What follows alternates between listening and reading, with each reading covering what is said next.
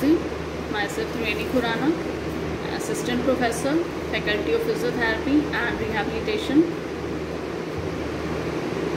Today's topic is coordination exercises. The definition of coordination is: it is the ability to execute smooth, accurate and controlled motor responses or optimal interaction of muscle function. Coordination is the ability to select the right muscle at the right time with the proper intensity to achieve proper action. Coordinated movement is characterized by appropriate speed, appropriate distance, direction, timing and muscular tension. It is the process that results in activation of motor units of multiple muscles with simultaneously inhibition of all other muscles in order to carry out a desired activity. The cerebellum is the primary center in the brain for coordination, for movement and the ability to execute smooth, accurate motor response.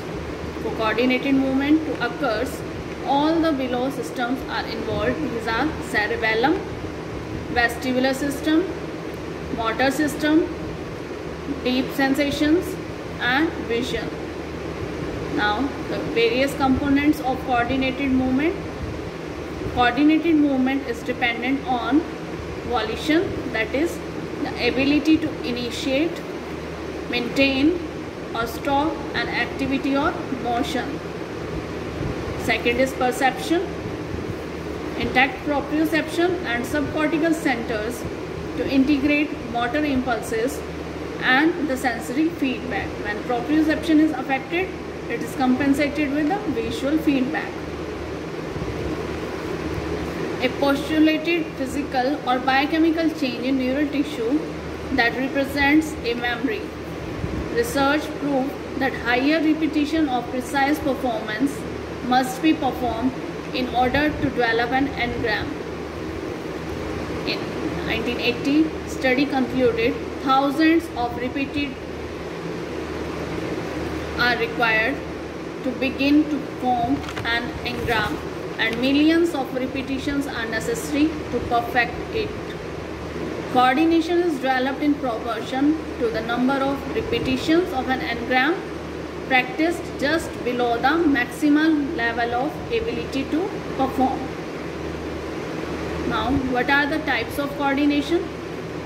Motor coordination: to complete a task, a collaboration of three skills. These are fine motor skills, gross motor skills and hand-eye skills. Fine motor skills requires coordinated movement of small muscles such as hand, face, etc. Examples include writing, drawing, buttoning a shirt, blowing bubbles. Gross motor skills requires coordinated movement of large muscle or group of muscles, trunk or extremities. Example: walking, running, lifting activities. Hand-eye skills: the ability of the visual system to coordinate visual information received and then control or direct the hands in the accomplishment of a task. Example: catching a ball, swing, computer mouse use. Now, there are various causes of coordination impairments. Uncoordinated movement or coordination impairment is medically known as ataxia. There are a number of known causes for ataxia. They range from chronic conditions to sudden onset. However, most conditions will relate to damage or degeneration of the cerebellum. Coordinated movement requires a functioning cerebellum, spinal cord and peripheral nervous system. Diseases and injuries that damage or destroy any of these structures can lead to ataxia. These include traumatic brain injury, alcoholism, infection, neuropathies, spinal cord injuries, multiple sclerosis, Parkinson's, stroke, transient ischemic attack, genetic ataxia or Wilson's disease, cerebral palsy, and brain tumors. Toxin can also cause ataxia. Toxins varies, such as alcohol, this is the most common, seizure medications, chemotherapy drugs, lithium, cocaine and heroin, sedatives, mercury and other heavy metals, toluene and other types of solvents. Now, various coordination tests for upper limb. In the following test, you will be looking for signs of intention tremors and decomposition of movements or dysmetria in the form of hypermetria or hypermetria. First test is finger to nose test. In this test, the shoulder is abducted to 90 degrees with elbow extended. The patient is asked to bring tip of the index finger to the tip of nose. Finger to therapist finger. In this, the patient and therapist sit opposite to each other. The therapist index finger is held in front of the patient. The patient is asked to touch the tip of the index finger to the therapist index finger. Next test is finger to finger test. In this, both shoulders are abducted to bring both the elbow extended. The patient is asked to bring both the hand towards the midline and approximate the index finger from opposing hand. Next test is finger to doctor's finger test. In this, the patient alternatively touch the tip of the nose and the tip of the therapist finger with the index finger. What is adiadochokinesia or dysdiadochokinesia? The patient asked to do repeatedly alternating movements such as forearm supination and pronation or hand tapping. What is rebound phenomena? The patient with his elbow fixed flex it against resistance. When the resistance suddenly released, the patient's forearm flies upward and may hit his face or his shoulder. And buttoning and unbuttoning, also coordination test for upper limb. Now we are moving for the coordination test in the lower limb. These are walking along a straight line. This, foot close to foot. In the case of cerebral lesion, there is a deviation of gait. Next test is Romberg test. In this test, ask the patient to stand with heel together. Swaying or loss of balance occurs while his eyes are open or closed. Next is foot tapping test.